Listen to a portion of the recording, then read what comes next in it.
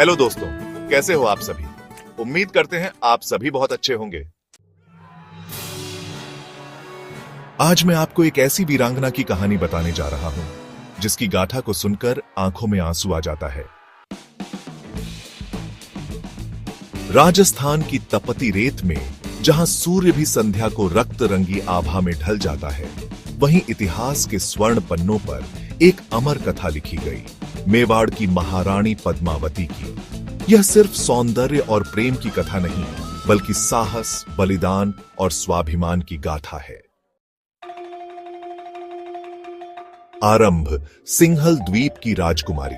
समुद्र की लहरों से घिरे सिंहल द्वीप, आज का श्रीलंका, में एक अनुपम सुंदरी जन्मी, पद्मावती। ऐसी शोभा कि स्वयं चंद्रमा शर्मा जाए, ऐसी बुद्धि कि विद्वान भी नतमस्तक हो जाए, और ऐसा पराक्रम कि योद्धा भी सम्मान करे।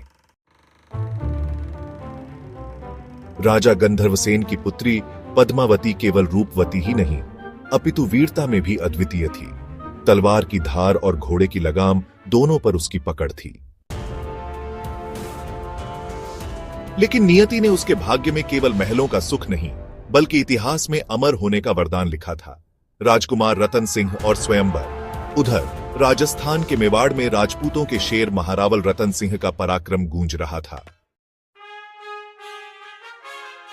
जब पद्मावती के सौंदर्य की कथा राजस्थान पहुंची, तो राजा रतन सिंह ने ठान लिया, रानी तो केवल पद्मावती ही बनेगी। स्वयंवर का आयोजन हुआ, जहां देश विदेश के राजा जुटे, लेकिन पद्मावती के गले में वरमाला पहनने का सौभाग्य मिला केवल रतन सिंह को। दोनों का मिलन स्वर्ग से भी सुंदर था, जैसे चंद्रमा और चकोर, जैसे गंगा और हिमालय। खलनायक की एंट्री अलाउद्दीन खिलजी, दिल्ली का सुल्तान अलाउद्दीन खिलजी, एक ऐसा शासक जिसने कभी पराजय का स्वाद नहीं चखा था। वह न केवल सत्ता का भूखा था, बल्कि हर अनमोल वस्तु को अपने अधिकार में करना चाहता था। जब उसे चित्तौड़ की महारानी पद्मावती के अनुपम सौंदर्य की सूचना मिली, तो उसकी आंखों में लालसा की ज्वाला जल उठी।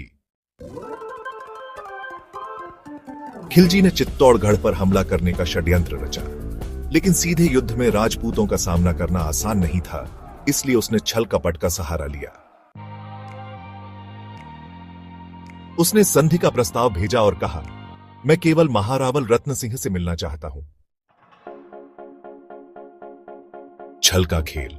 मित्रता की आड़ में खिलजी ने राजमहल में प्रवेश किया, लेकिन वह शेरों की मांद थी, वहां गद्दारी की कोई जगह नहीं। फिर उसने एक नया षड्यंत्र रचा, रतन सिंह को धोखे से बंदी बना लिया और शर्त रखी कि अगर पद्मावती को पाना है तो उसे खिलजी के सामने उपस्थित होना होगा। रणभूमि की ज्वाला। पद्मावती कोई साधारण स्त्री नहीं थी, उसने रणनीति बनाई।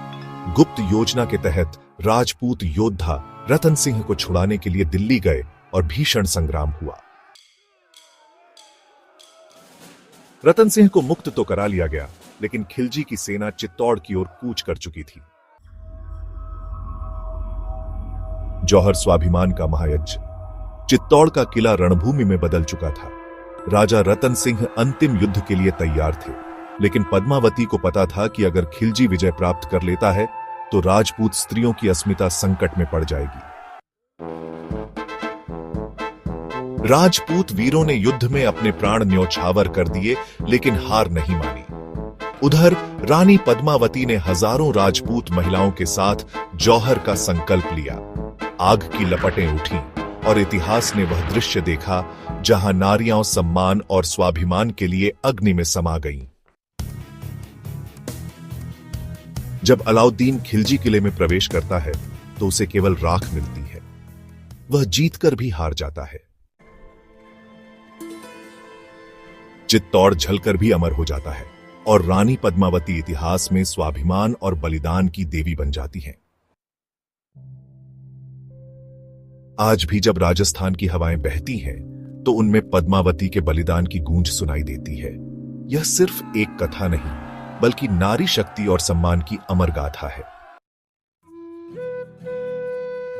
ये कहानी हजारों वर्षों तक लोगों के दिलों में जीवित रहेगी, क्योंकि रानी पद्मावती जैसी वीरांगनाएं इतिहास में नहीं बल्कि आत्मा में बसी होती हैं। आप सभी लोगों को वीरांगना महारानी पद्मावती जी की कहानी कैसी लगी? आप सभी लोग अपने अपने विचार कमेंट बॉक्स में जरूर करें। आप लोगों से विनम्र निवेदन है कि आप लोग चैनल को सब्सक्राइब करें, लाइक करें और वीडियो को शेयर करें, क्योंकि आने वाली अगली वीडियो सबसे पहले आप तक पहुंचे। धन्यवाद।